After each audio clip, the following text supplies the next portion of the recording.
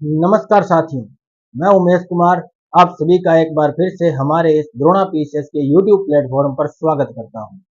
मैं आशा करता हूं कि आप सब ठीक होंगे, आप अच्छे पढ़ रहे होंगे, अच्छी तैयारी चल रही होगी और सीटी की जो नोटिफिकेशन आ रहा है उसका अभी एग्जाम फॉर्म भी अभी फिल होने जा रहे हैं, तो आप उसकी अच्छी तैयारी कर रहे होंगे। आगे की वैकेंसियों के बारे में भी आपको पता होगा और आप अच्छी तरह से उनकी तैयारी कर रहे होंगे, अपने एम की तरफ बढ़ रहे होंगे। तो आज के सेशन को शुरू करते हैं हम। आपने हमारी पिछली वीडियो देखी तो हम राजस्थान भूगोल के बारे में बात कर रहे थे, जिसमें हमने राजस्थान के भौतिक प्रदेश के इस वर्गीकरण के बारे में चर्चा शुरू की थी। हमने चर्चा शुरू की थी पश्चिमी मरुस्थल से। पश्चिमी मरुस्थल में हमने देखा कि इसको दो भागों में बांट सकते हैं। हमने पश्चिमी मरुस्थल को दो भागों में बांटा था, एक शुष्क प्रदेश और दूसरा अर्ध शुष्क प्रदेश। हमने शुष्क मरुस्थल के बारे में डिटेल से चर्चा की। तो यदि आपने वो वीडियो नहीं देखी है तो आप हमारे यूट्यूब प्लेटफॉर्म पर जाकर वो वीडियो देख सकते हैं। आज हम आगे चर्चा शुरू करेंगे। कल हमने चर्चा शुरू करी थी अर्ध शुष्क प्रदेश के बारे में। तो हम किसके बारे में बात कर रहे थे? अर्ध शुष्क प्रदेश के बारे में। अर्ध शुष्क प्रदेश के बारे में बात कर रहे थे। हमने देखा था इस अर्ध शुष्क प्रदेश का जो विस्तार है वो कहां से कहां तक है, तो 25 सेमी वर्षा समवर्षा रेखा से 50 सेमी समवर्षा रेखा तक इसका क्या है? विस्तार है। जिलों के बारे में हम बात कर रहे थे। हमने इसको कितने भागों में बांट के देखा? तो 4 भागों में बांट करके इसको देख रहे थे। कितने भागों में बांट कर देख रहे थे? 4 भागों में। हमने इसको बांटा एक तो घग्गर प्रदेश के रूप में, घग्गर प्रदेश। दूसरा हमने देखा शेखावाटी प्रदेश, शेखावाटी प्रदेश। तीसरा हमने देखा नागौरी उच्च भूमि, नागौरी उच्च भूमि। चौथा हमने देखा लूणी बेसिन, लूणी बेसिन। तो इस प्रकार से हमने इसको कितने भागों में बांटा था? 4 भागों में, जिससे हमें इस पहले भाग के बारे में कल डिटेल से चर्चा कर ली थी। यदि आपने वो वीडियो नहीं देखी तो आप हमारे YouTube प्लेटफॉर्म पर जाकर प्लेलिस्ट में वो वीडियो देख सकते हैं और अपना सुझाव उसमें हमें दे सकते हैं। उसके बाद आज हम शुरू करेंगे शेखावाटी प्रदेश के बारे में। किसके बारे में बात करेंगे? शेखावाटी प्रदेश के बारे में बात करेंगे। कौन कौन से जिले इसके अंदर शामिल है, किस प्रकार की यहाँ की विशेषता है, ताकि ये इस प्रदेश को बाकी क्षेत्रों से क्या कर सकते हैं? हम अलग कर सकते हैं। तो आज हम किसके बारे में बात करेंगे? शेखावाटी प्रदेश के बारे में बात करेंगे। हमने पिछले क्लास में हमने देखा शेखावाटी प्रदेश में कितने जिले आते हैं और नागौरी उच्च भूमि में कितने जिले आते हैं, लूणी बेसिन में कितने जिले आते हैं, घग्गर बेसिन में कितने जिले आते हैं। तो घग्गर बेसिन में कितने जिले थे? यदि पुराने जिलों की बात करें तो दो जिले आते थे। कौन कौन से? श्री गंगानगर, श्री गंगानगर और हनुमानगढ़, हनुमानगढ़। इसके अंदर एक नया जिला शामिल हुआ जो गंगानगर से अलग हुआ, नाम क्या है? अनूपगढ़। कौन सा जिला है? अनूपगढ़। शेखावाटी प्रदेश में हमने बात करी थी कितने जिले हैं? 3 जिले हैं। कौन कौन से? चूरू, सीकर, चूरू, सीकर और झुंझुनू। चूरू, सीकर और झुंझुनू। एक नया जिला जो सीकर से अलग हुआ है, नाम क्या? नीम का थाना। कौन सा थाना? नीम का थाना भी किससे अलग हुआ है? सीकर से। वो किस जिले में आ जाएगा? शेखावाटी प्रदेश में आ जाएगा। उसके बाद में हमने देखा नागौरी उच्च भूमि में कौन कौन से जिले हैं, तो एक जिला शामिल होता है। कौन सा? नागौर, जिसमें किसी ने गौर न की हो, वो कौन है? नागौर है। वर्तमान में इस पे क्या हो चुकी है? गौर भी हो चुकी है। इससे एक नया जिला अलग बन चुका है। नाम क्या है? डीडवाना कुचामन। डीडवाना कुचामन जो किस प्रदेश में शामिल हो जाएगा? नागौरी उच्च भूमि में शामिल हो जाएगा। हमने देखा लूणी बेसिन। लूणी बेसिन में कौन कौन से जिले हैं, तो वो देखो पाली है और कौन सा जिला? जालोर जिला। कौन सा जिला? जालोर। पाली और जालोर ये दो जिले पुराने जिलों के हिसाब से लूणी बेसिन में शामिल होते हैं। जालोर से एक नया जिला बना है। कौन सा बना है? सांचौर बना है। कौन सा चोर है? तो सांचौर है। सांचौर को क्या कहते हैं? राजस्थान का पंजाब भी कहते हैं। क्या कहते हैं सांचौर को? राजस्थान का पंजाब कहते हैं। तो इस प्रकार से हमने अर्ध शुष्क प्रदेश का उपविभाजन किया था। हमने घग्गर प्रदेश के बारे में डिटेल से चर्चा कर ली थी, किस प्रकार की यहाँ विशेषता है, कैसा जनजीवन है, जो भौगोलिक विशेषता है उनके बारे में हमने यहाँ पे चर्चा कर ली थी। आज हम देखेंगे शेखावाटी प्रदेश की यहाँ की कौन सी सांस्कृतिक विशेषताएं हैं कौन सी भौगोलिक विशेषताएं हैं, किस प्रकार का जनजीवन यहाँ पे रहता है, हम उनके बारे में क्या करेंगे, डिटेल से चर्चा करेंगे। तो हम देखते हैं शेखावाटी प्रदेश के बारे में। तो आज का हमारा सेशन शुरू होगा शेखावाटी प्रदेश के साथ। हम देखेंगे शेखावाटी प्रदेश में, शेखावाटी प्रदेश में कौन कौन से जिले आते हैं। तो आपको अभी बताया कितने जिले आते हैं, 3 जिले आते हैं पुराने जिलों के हिसाब से। कौन कौन से, चूरू, सीकर और झुंझुनू। तो हमारा टॉपिक रहेगा शेखावाटी प्रदेश। शेखावाटी प्रदेश विस्तार देखेंगे इसका, तो कितने जिलों में है शेखावाटी प्रदेश, कितने जिलों में इसका विस्तार है। तो हमने देखा था इसका विस्तार 3 जिलों में है। कौन कौन से जिले हैं, चूरू, सीकर और झुंझुनू। चूरू, सीकर और झुंझुनू। नया जिला देखें, सीकर से अलग होकर के बना है नीम का थाना। कौन सा थाना है ये, नीम का थाना है। तो ये भी कौन से जिले में आ जाएगा, ये भी कौन से प्रदेश में आएगा, तो ये आएगा शेखावाटी प्रदेश में। कौन से प्रदेश में, शेखावाटी प्रदेश में। अब इस प्रदेश के यदि उपनाम की बात करें, उपनाम, इसके उपनाम कौन कौन से हैं। तो देखो, एक तो यहाँ पे नदी बहती है, नदी का नाम है कांतली नदी। कौन सी नदी, कांतली नदी, जो अंतः प्रवाह की राजस्थान की सबसे लंबी नदी है। राजस्थान के अंतः प्रवाह की आंतरिक जल अपवाह तंत्र की कौन सी नदी है, सबसे लंबी नदी है, जो पूर्णतया राजस्थान में बहती है। तो वो कौन सी नदी है, कांतली नदी। तो कांतली नदी का अपवाह प्रदेश होने के कारण, अपवाहित क्षेत्र होने के कारण इसको क्या नाम दे सकते हैं, कांतली बेसिन कह सकते हैं। किस नाम से जान सकते हैं, कांतली बेसिन के बारे में जान सकते हैं। उसके बाद इसका एक और उपनाम भी है, वो क्या है। तो देखो, इस क्षेत्र में कभी तोमर शासकों का शासन हुआ करता था। यहाँ पर तोमर वंशों का शासन हुआ करता था। तो इस वजह से इस क्षेत्र का क्या नाम दे सकते हैं, तोरावाटी प्रदेश कहते हैं। तोरावाटी प्रदेश भी इसे कहते हैं। इसे क्या कहते हैं, तोरावाटी प्रदेश भी कहते हैं। इसे हम अंतः प्रवाह जल क्षेत्र भी कह सकते हैं, अंतः प्रवाह जल क्षेत्र भी कह सकते हैं। इस प्रकार की ये शेखावाटी प्रदेश के उपनाम है, ये यहाँ के जिले शामिल हो जाते हैं। अब हम देखेंगे कांतली बेसिन, किस प्रकार से इसको अंतः प्रवाह तंत्र भी कहते हैं। क्या कांतली बेसिन को क्या कहते हैं, अंतः प्रवाह क्षेत्र, अंतः प्रवाह क्षेत्र या अंतः प्रवाह प्रदेश भी इसे कह सकते हैं। क्यों कह सकते हैं, इसके बारे में हम डिटेल से देखेंगे। अंतः प्रवाह का मतलब होता है जल का ऐसा क्षेत्र, जल का ऐसा स्रोत जो भूमि के अंदर बहता हो, यानी कि भूमिगत क्षेत्र में बहता हो, वो क्या कहलाता है, अंतः प्रवाह कहलाता है। आपने एक नाम सुना होगा, झर। यदि नहीं सुना तो आज सुन लेना, यदि अच्छी तरह सुनोगे दोबारा सुनने की जरूरत नहीं पड़ेगी, आपको हमेशा के लिए क्या हो जाएगा, याद हो जाएगा।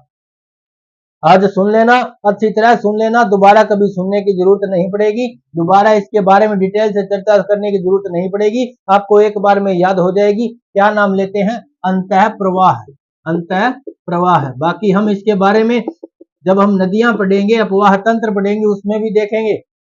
अंतः प्रवाह किसे कहते हैं, पृथ्वी के भूभाग में जब कोई जल बहता है, जब कोई नदी बहती है, यानी कि भूभाग में नदी जब किसी भूभाग में या किसी अंदर यानी भूमिगत क्षेत्र में जब नदी बहती है, उसको कहते हैं अंतः प्रवाह।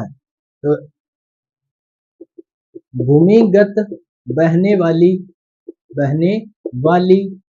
नदी को अंतः प्रवाहित कहते हैं, प्रवाहित नदी कहते हैं, नदी कहते हैं। अब ये भूमि के अंदर कैसे बहती है, तो आपने देखा होगा, एक नाम सुना होगा, झर। क्या नाम सुना होगा, झर। यदि नहीं सुना तो आज सुन लेना। आपने झरना तो सुना होगा, झर से संबंधित एक नाम क्या है, झरना।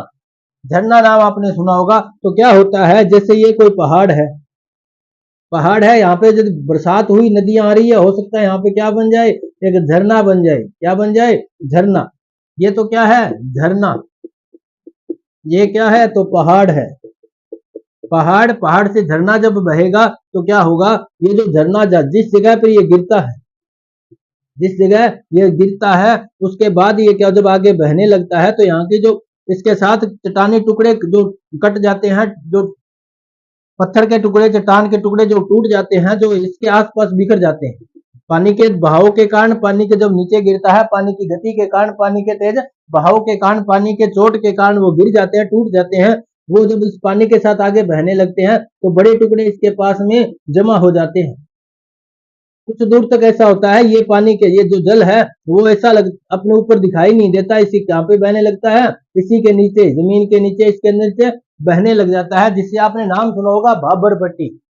क्या नाम सुना होगा? भाबर पट्टी नाम भी सुना होगा। यदि आपने जियोग्राफी को पहले पढ़ा है तो आपने एक नाम सुना होगा भाबर, एक नाम सुना होगा तराई।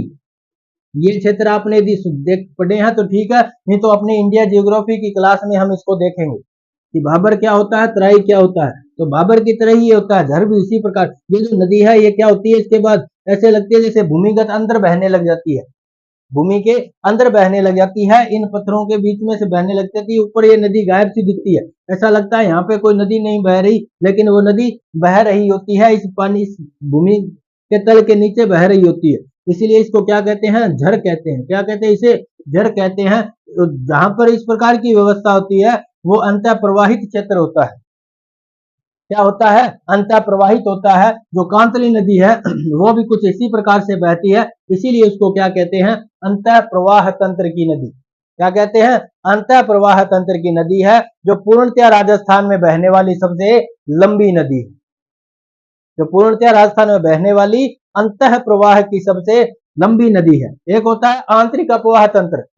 आंतरिक अपवाह तंत्र का मतलब ये होता है कि ऐसी, ऐसा कोई अपवाह तंत्र, ऐसी नदी जो किसी बड़े सागर में, महासागर में न जाकर के सीधे ही भूमिगत क्षेत्र, भूमि के क्षेत्र में ही क्या हो जाए, विलुप्त हो जाए, वो तो क्या होती है, आंतरिक अपवाह तंत्र। अंतः प्रवाह ये होता है, जो भी आपने देखा, जो ये झर होता है ये अंतः प्रवाह का भी उदाहरण होता है। और कांतली नदी भी किस प्रकार का अपवाह तंत्र है, अंतः प्रवाहित होती है, इसी भूमिगत क्षेत्र में बहती है, इसीलिए इसको अंतः प्रवाहित नदी भी कहते हैं। इसीलिए इस क्षेत्र को, जो शेखावाटी प्रदेश है, इसको भी अंतः प्रवाहित क्षेत्र कहते हैं।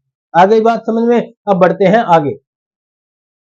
अब हम देखेंगे इस शेखावाटी प्रदेश की और क्या क्या विशेषताएं हैं। शेखावाटी प्रदेश, ये जो कांतली नदी का, कांतली जो नदी है, ये जो कांतली नदी बहती कहां से है, तो खंडेला की पहाड़ियां, खंडेला की पहाड़ियां कहां पे है, सीकर में है। खंडेला की पहाड़ियां सीकर से ये आगे बढ़ती हैं, एक नदी निकलती है जिसका नाम क्या है, कांतली नदी, कांतली नदी है। उसके बाद ये कहाँ आती है, झुंझुनू में आ जाती है। तो यहाँ तक ये सीकर, उसके बाद कौन सा जिला, झुंझुनू जिला। झुंझुनू में पहाड़ियां हैं, मंडरेला की पहाड़ियां, मंडरेला की पहाड़ियां, मंडरेला की पहाड़ियां, वहां तक जाकर के ये नदी क्या हो जाती है, विलुप्त हो जाती है।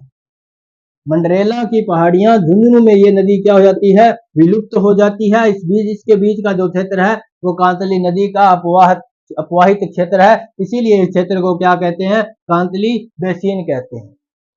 आपने कुछ सभ्यताएं सुनी होंगी, एक आपने सभ्यता का नाम सुना होगा, गणेश्वर सभ्यता। गणेश्वर सभ्यता, ये जो गणेश्वर सभ्यता है वो इसी कांतली नदी के किनारे, इसी शेखावाटी प्रदेश में पाई गई थी। उसके बाद एक आपने नाम सुना होगा खेतड़ी। खेतड़ी, जहां से क्या मिला, तांबा सबसे ज्यादा मिलता है। क्या मिलता है, सबसे ज्यादा तांबे की खाने यहाँ पे खेतड़ी में पाई जाती है। तो ये खेतड़ी भी कहाँ पे है, इसी शेखावाटी प्रदेश में है, कांतली नदी के अपवाहित क्षेत्र के अंदर है। कांतली नदी के अपवाहित क्षेत्र के अंदर ये पाए जाती, ये भी यहीं पे पाई जाती है। उसके बाद में आपने एक नाम सुना होगा, ताल छापर। क्या नाम सुना होगा, ताल छापर।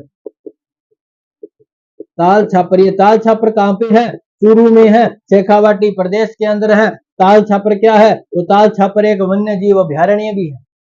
ताल छापर वन्य जीव अभ्यारण्य है, किस लिए प्रसिद्ध है, तो कृष्ण मृग के लिए प्रसिद्ध है, कृष्ण मृग के लिए प्रसिद्ध है। काले हिरणों के लिए कौन प्रसिद्ध है, ताल छापर, जो कहाँ पे है, चूरू में है। चूरू में ये ताल छापर है। ताल छापर किस लिए प्रसिद्ध है, तो कृष्ण मृग के लिए प्रसिद्ध है, काले हिरणों के लिए प्रसिद्ध है। ये भी कहाँ पाया जाता है, इसी शेखावाटी प्रदेश में पाया जाता है। शेखावाटी प्रदेश के अंदर क्या है, हर गांवों में जोहड़े पाए जाते हैं। क्या पाए जाते हैं, जोहड़े पाए जाते हैं। सबसे ज्यादा जो जोहड़े हैं वो किस कहाँ पे मिलते हैं? शेखावाटी प्रदेश में मिलते हैं। एक जल का पानी का एक ऐसा स्रोत होता है जहाँ से क्या होता है, पूरे गांव में पानी की उपलब्धता हो जाती है। तो वो क्षेत्र होता है जोहड़ कहते हैं। पानी का एक, पानी को स्टोर करने के लिए गांव के बाहर एक कच्चा तालाब बना दिया जाता है, जिसे क्या कहते हैं? जोहड़ कहते हैं। ये जोहड़ सबसे ज्यादा कहाँ देखे जाते हैं? तो शेखावाटी प्रदेश में देखे जाते हैं। शेखावाटी प्रदेश में इन जोहड़ों को या छोटे तालाबों को एक नाम से जानते हैं, वो नाम है सर। क्या नाम है? सर। छोटे सरोवर, छोटे तालाब या जोहड़ जिनको किस नाम से जानते हैं? सर के नाम से जानते हैं। इसीलिए इस प्रदेश के जितने भी लगभग गांव हैं, उन गांवों के नाम के आगे क्या लगा होता है?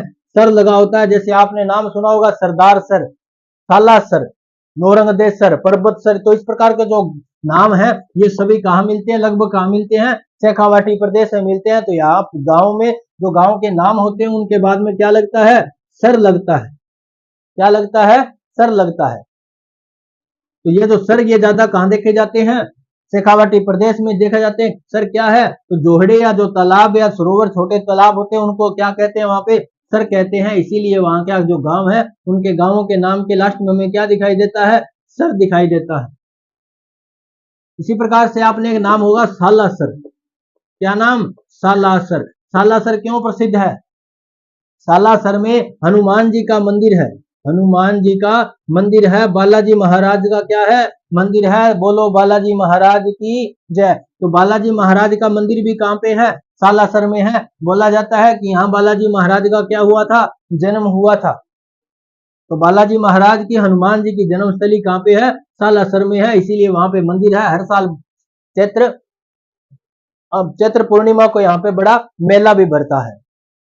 उसके बाद में या इसी में एक और गांव है जिसका नाम है सरदार शहर। सरदार शहर, एक सरदार शहर नाम से एक गांव है। उस गांव में भी एक बालाजी का मंदिर है। नाम है इच्छा पूर्ण बालाजी। इच्छा पूर्ण बालाजी। ये जो सरदार सालासर है ये कहाँ पे है? चूरू में है। और ये सरदार शहर भी कहाँ पे है? तो ये भी चूरू में है। तो यहाँ पे भी एक मंदिर है। किस नाम से प्रसिद्ध है? इच्छापूर्ण बालाजी के नाम से प्रसिद्ध है। इच्छापूर्ण बालाजी। तो इस प्रकार के ये जो मंदिर है ये कहाँ पे पाए जाते हैं? इसी शेखावाटी प्रदेश में पाए जाते हैं। उसके बाद आपने एक नाम सुना होगा खाटू श्याम जी का। खाटू श्याम जी का आपने नाम सुना होगा। ये जो खाटू श्याम जी है इनका भी मंदिर इसी शेखावाटी प्रदेश में है।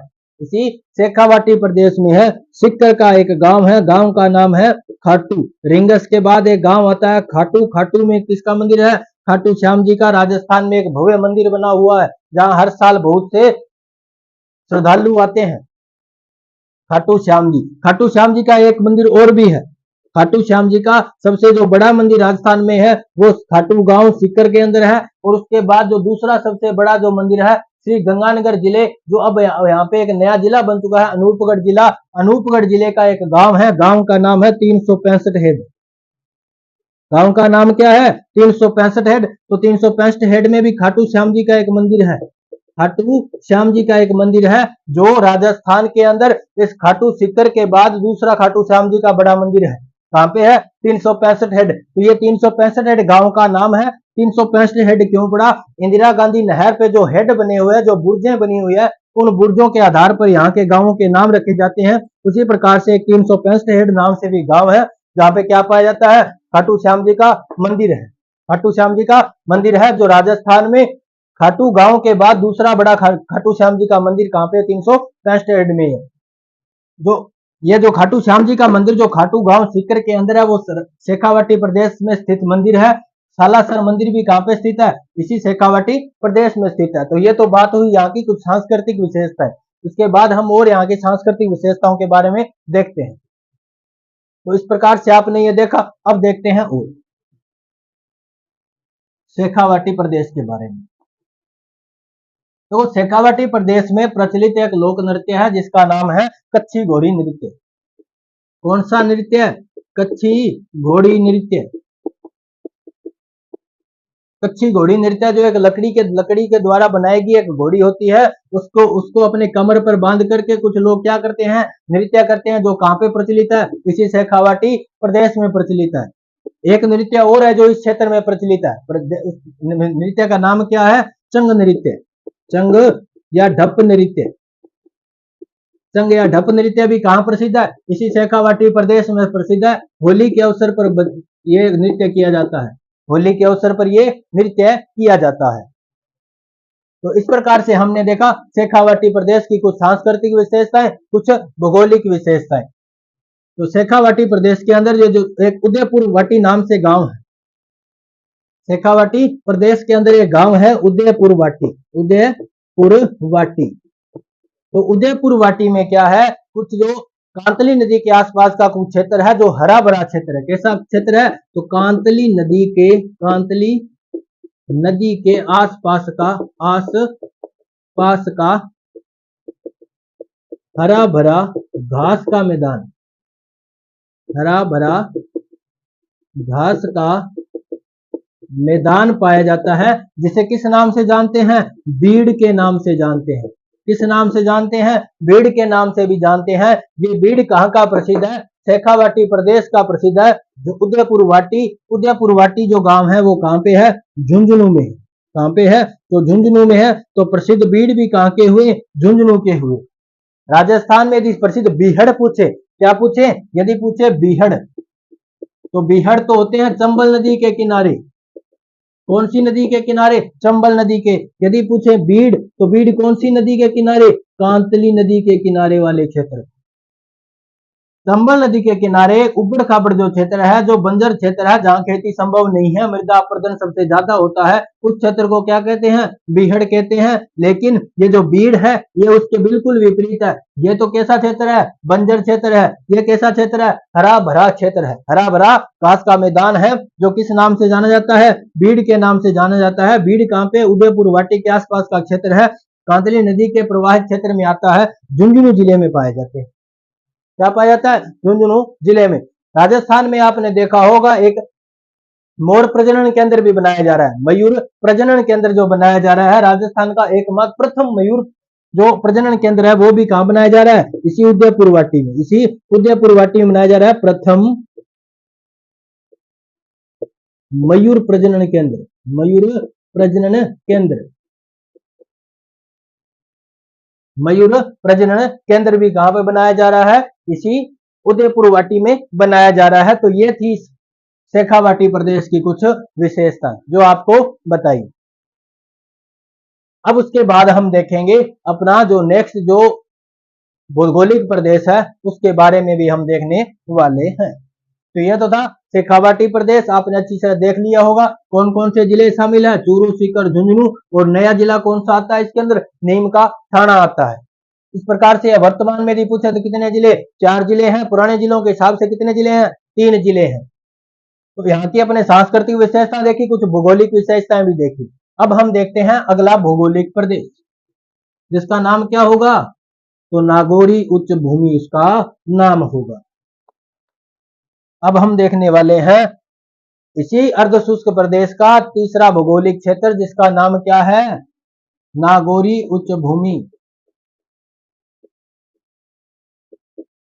नागौरी उच्च भूमि कैसा क्षेत्र है, तो मरुस्थल का, पश्चिमी मरुस्थल का उठा हुआ भाग है, कुछ ऊंचा उठा हुआ भाग है, अपेक्षाकृत जो आसपास के जो क्षेत्र है उनसे कैसा है, थोड़ा सा ऊपर उठा हुआ भाग है। किस नाम से जाना जाता है, नागौरी उच्च भूमि के नाम से जाना जाता है। यदि इसका विस्तार पूछे कौन से जिले में है, विस्तार के जिले पूछे तो एक जिला आता है कौन सा, नागौर।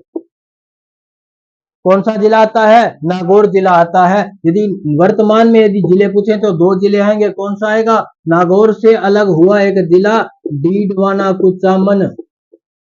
कौन सा जिला, डीडवाना कुचामन। नागौर जिला वही जिला है जहां पर सर्वाधिक खारे पानी की क्या पाई जाती है, झीलें पाई जाती हैं। सर्वाधिक खारे पानी की झीलें नागौर में पाई जाती है। आपने सुना होगा नावा झील, डीडवाना झील, इस प्रकार से जो आपने झीलें सुनी है वो कहां पाई जाती है, इसी नागौर में पाई जाती है। अब हम देखते हैं इसके बाद इस क्षेत्र की और क्या क्या विशेषताएं हैं। तो हम देखेंगे समुद्र तल से इसकी ऊंचाई देखते हैं कितनी है, इसीलिए इसको उच्च भूमि वाला क्षेत्र बोलते हैं। तो इस प्रदेश की समुद्र तल से ऊंचाई, इस प्रदेश की समुद्र तल से ऊंचाई है वो लगभग कितनी है, 500 मीटर ऊंची है, 500 मीटर है। कितनी ऊंचाई है, 500 मीटर ऊंचाई है। अब हम देखेंगे यहाँ ये जो क्षेत्र है कैसा क्षेत्र है, तो देखो खारे पानी वाला क्षेत्र है, क्लोराइड युक्त क्षेत्र है, तो ये कैसा होगा, बंजर होगा। कैसा होगा, बंजर होगा। तो मुख्यतः कैसी भूमि है, मुख्यतः बंजर भूमि यहाँ पे पाई जाती है। मुख्यतः कैसी भूमि, बंजर भूमि, जहां पे खेती करना संभव नहीं है। क्यों है बंजर भूमि, क्योंकि यहाँ पे क्या है, खारे पानी की झीलें पाई जाती हैं, खारे पानी की झीलें उपस्थित है, उपस्थित है। क्यों है, क्योंकि यहाँ पे क्या है, खारे पानी की झीलें पाई जाती है, इसलिए क्षेत्र कैसा है, तो बंजर है। खारे पानी की झीलें कौन कौन सी, नाम सुना होगा आपने, सांबर, नावा झील, डीडवाना झील, कुचामन झील, कुचामन झील। तो इस प्रकार से ये जो झीलें हैं ये कहाँ पाई जाती हैं, इसी नागौरी उच्च भूमि वाले क्षेत्र में पाई जाती हैं, जिसमें ये खारे पानी की झीलें हैं, जिसकी वजह से यहाँ की भूमि कैसी है, तो बंजर भूमि है। कैसी भूमि है, बंजर भूमि है। तो यहाँ के जो खारे पानी की झीलें हैं उनके बनने का कारण, खारे पानी की झीलें बनने का कारण, खारे पानी की झीलें बनने का कारण क्या है, तो क्या है, नमक की उपस्थिति। किसकी उपस्थिति, नमक की उपस्थिति। नमक की उपस्थिति के कारण यहाँ के जल कैसा होगा, खारा होगा। ये नमक कैसे आएगा, एक तो आएगा क्योंकि ये जो क्षेत्र है 33 सागर का अवशेष है। किसका अवशेष है, 33 सागर का अवशेष है। तो इस भूमि में क्या पाए, यहाँ की जो भूमि है आसपास की, वहां क्या पाया जाता है, नमक पाया जाता है। और वो नमक यहाँ पे नदियों द्वारा बहाकर इन झीलों में लाया जाता है, जिस वजह से ये जो झीलें हैं कैसी हो जाती हैं, खारी हो जाती है। तो किसके कारण, एक तो नदियों द्वारा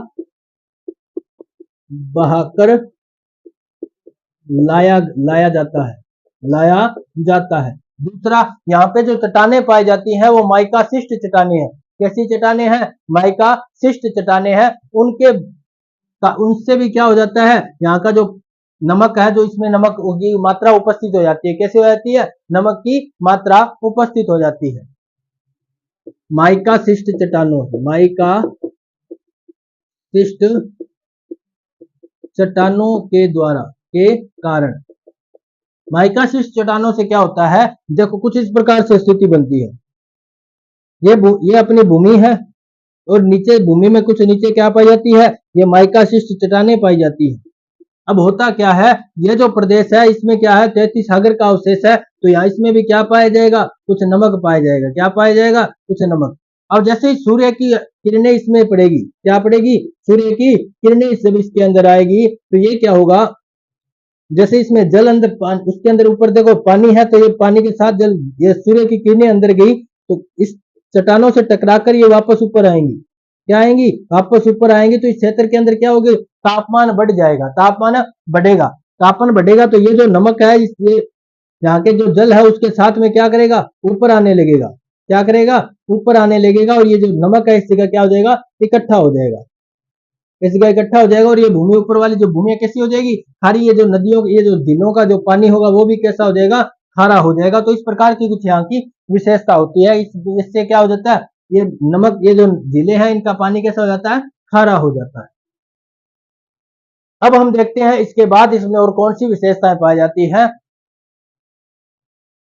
तो ये जो नागौरी भूमि है, आपने देखा होगा यहाँ पर संगमरमर सबसे ज्यादा पाया जाता है। क्या पाया जाता है, संगमरमर सबसे ज्यादा पाया जाता है। तो नागौर जिले में क्या पाया जाता है, संगमरमर पाया जाता है। अवसादी चट्टानों द्वारा जो चट्टानें रूपांतरित होती हैं उनका उदाहरण यहाँ पे पाया जाता है।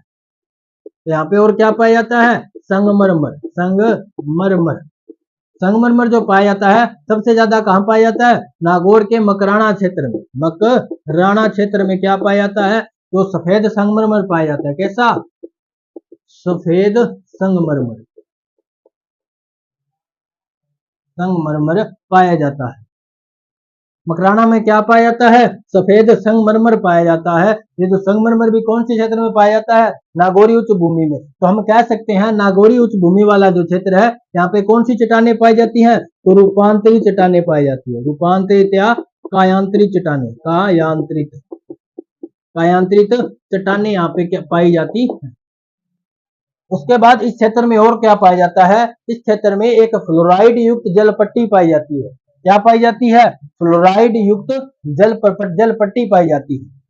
यहाँ के जो भूमि में जो जल है वो कैसा है? खारा है, इसीलिए यहाँ पे क्या पाई जाती है? एक फ्लोराइड युक्त जल पट्टी पाई जाती है। जो जल का जो क्षेत्र है, जो भूमिगत जो जल है उसमें फ्लोराइड की मात्रा सबसे ज्यादा है। उस क्षेत्र को क्या कहते हैं? फ्लोराइड युक्त जल पट्टी। अब इस बेल्ट को देखो और क्या नाम से जाने जाते हैं? इस जल में क्या किसकी मात्रा ज्यादा पाई जाती है? फ्लोराइड की, जिसको पीने से यहाँ के लोगों में फ्लोरोसिस रोग सबसे ज्यादा होता है। कौन सा रोग होता है? फ्लोरोसिस रोग होता है। फ्लोरोसिस रोग होता है। इस फ्लोरोसिस रोग का लक्षण क्या है? तो जो मनुष्य है उसकी जो रीढ़ की हड्डी है, हड्डियां हैं जो तो कमजोर होने लग जाती है, और उनमें क्या हो जाता है? ऐसे बैंड पड़ जाता है, वो थोड़ी सी ऐसे जैसे कूप निकल जाती है, कुब्बड़ सी निकल जाती है। तो इनमें क्या हो जाता है? हड्डियां कमजोर व टेढ़ी मेढ़ी हो जाती है, टेढ़ी मेढ़ी हो जाती है। इसीलिए इसको यहाँ के जो लोग हैं, इस जो फ्लोराइड युक्त जल पट्टी है, इसको एक नाम से और जाना जाता है। इसको कहा जाता है कुब्बड़ पट्टी। क्या नाम से जाना जाता है? कुब्बड़ पट्टी। क्योंकि यहाँ के जो लोग हैं, जैसे जैसे उनकी उम्र बढ़ती है, जैसे जैसे वो उनकी उम्र बढ़ती है, तो उनके जो रीढ़ की हड्डी है वो कैसी हो जाती है? टेढ़ी मेढ़ी हो जाती है, जिससे उनके जो रीढ़ की कमर में क्या पड़ जाती है? एक कुब्बड़ सी पड़ जाती है। इसीलिए इस क्षेत्र को क्या कहते हैं? कुब्बड़ पट्टी। हड्डियां टेढ़ी मेढ़ी हो जाती है, हड्डियां बांकी हो जाती हैं, इसीलिए इनको क्या कहते हैं? बांका पट्टी, पट्टी, बांका पट्टी। और जैसे वो हड्डियां कमजोर हो जाती है तो उनसे आवाज आती है। जैसे आपने किसी दो बैलगाड़ी आपने देखी होगी, तो जैसे गाड़ा जैसे चलता है, बैलगाड़ी की जो गाड़ी होती है वो चलती है तो कैसी आवाज आती है? उसी प्रकार से यदि इन हड्डियों में आवाज आती है, इसीलिए इसको क्या कहते हैं? हांच बेल्ट भी यहाँ पे उसको कहते हैं। तो इस प्रकार से ये नागौरी उच्च भूमि वाला क्षेत्र है। यहाँ पे क्या पाया जाता है? फ्लोराइड युक्त जल की पट्टी पाई जाती है। इस फ्लोराइड युक्त जल को पीने से क्या हो जाता है? फ्लोरोसिस रोग हो जाता है, जिससे क्या होता है? हड्डियां कमजोर व टेढ़ी मेढ़ी हो जाती है। तो यहाँ के जो लोग जो है, जैसे जो उनकी उम्र बढ़ती है, क्या हो जाता है? उनमें जो उनकी जो कमर है उसमें क्या पड़ जाती है? कुब्बड़ पड़ जाती है। इसी कुब्बड़ पड़ने के कारण ये जो थोड़ी सी क्या हो जाती है? बांकी हो जाती है, जिसको क्या नाम दे देते हैं? बांका पट्टी भी कहते हैं। इसको और क्या नाम से जाना जाता है? हांच बेल्ट के नाम से भी इस प्रदेश को जाना जाता है। तो इस प्रकार से आज हमने देखा नागौरी उच्च भूमि के बारे में, और किसके बारे में देखा? शेखावाटी प्रदेश के बारे में देखा। तो कैसी लगी आज की ये क्लास आपको? हमें कमेंट में जरूर बताना। यदि अच्छी लगी हो तो लाइक करना, शेयर करना। यदि चैनल को सब्सक्राइब नहीं किया है तो सब्सक्राइब कर लेना और बेल आइकन को ऑन कर लेना, ताकि आने वाली क्लासों के नोटिफिकेशन आपको मिल सके। धन्यवाद।